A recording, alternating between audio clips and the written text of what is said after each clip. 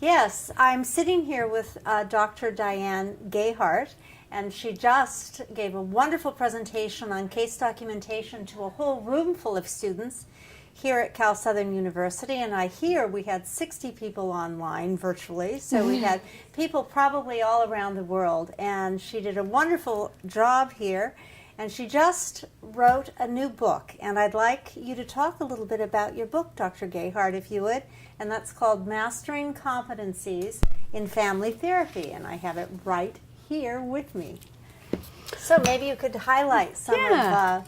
This is actually a very different type of textbook. It is the first competency-based textbook that Cengage has produced, and as far as we know, it's the first kind of competency-based textbook in the field of mental health, at least family therapy.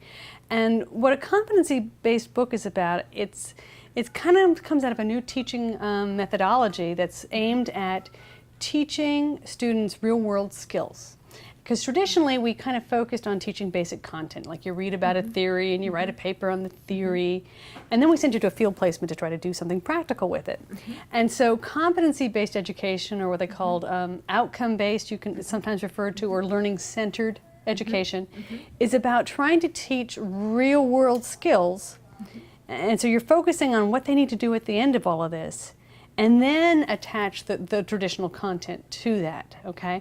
So in this case, what we've got now, what I put together, it's based on the set of 128 core competencies that the American Association for Marriage and Family Therapy has identified.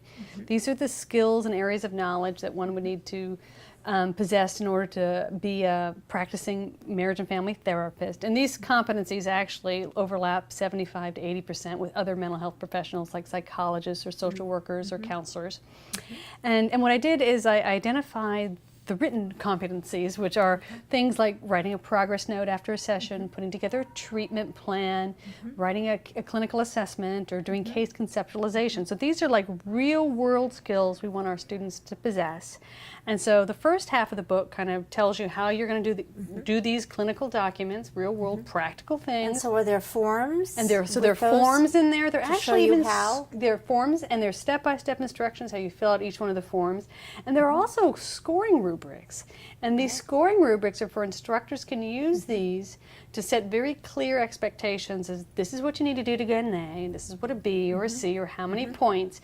And so instructors can use it, and the students know exactly kind of what they need to do as clearly as it can be laid out as to what they're expecting. And all these are then, these scoring rubrics are then linked up to the national set of standards. So it's very clear that when you fill out this one form, you are learning these national, kind of trying to master these nationally identified competencies in the area for marriage family therapy.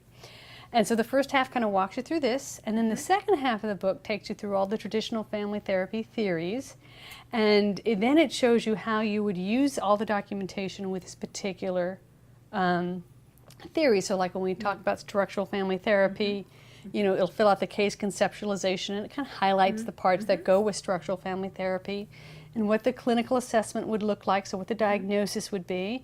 There's a genogram thrown in there, and then you also go through a treatment plan and what a progress note would look like. And so how you would write up then, you know, structural interventions in an actual progress note that's used today. And so do you go through different theoretical frames of reference? I think there's then? 7 different theoretical frames of reference. We take you through systemic family therapy, structural family therapy, the experiential family therapies, cognitive behavioral, intergenerational, humanistic, intergenerational, and then the postmodern and solution-based therapies. Oh, very good. So you have a whole set of tons of forms. Yeah, so you get a good idea of how, you know, different therapists would fill out the same set of forms and how the diagnosis fits with the systemic conceptualizations. And so, so it gives them a good kind of introduction to clinical paperwork while they're learning their theories. And also in the second part of the book, a lot of the techniques are introduced with students who are working in the field in mind. So it tells you not just this is the miracle question, but how to set it up, when to use it, and the different little tips and techniques, you know. So before you launch into the miracle question, you need to set the client up by saying, you're going to ask a kind of odd question here. Will you go with me on this? And if you can get them to say yes, then, you know, they'll normally kind of play along with that type of question. So do you help guide them in terms of, if you're a beginning student, which I would think many people in their practicums and internship, what particular theoretical frame of reference might be good to begin with? Do you address that issue? Or I have a part of one of my allow chapters. The instructor more or less to guide them. Well, no, there is a whole section. There's a small section in one of the chapters on how to pick a theory and how to work with that and how to develop your kind of theoretical orientation. You know, that would go with your personality style, or? Yeah, it kind of goes into how you believe people change. And so based on how you think people can change, there's like four major schools of philosophy that kind of in the different schools plug into that. So I talk about based on what you believe, what it means to be human and how people change, these different schools of theory would kind of fit for you. And then what particular treatment modalities? And yes. That's amazing. Yeah, so it kind of walks them through that. Yeah.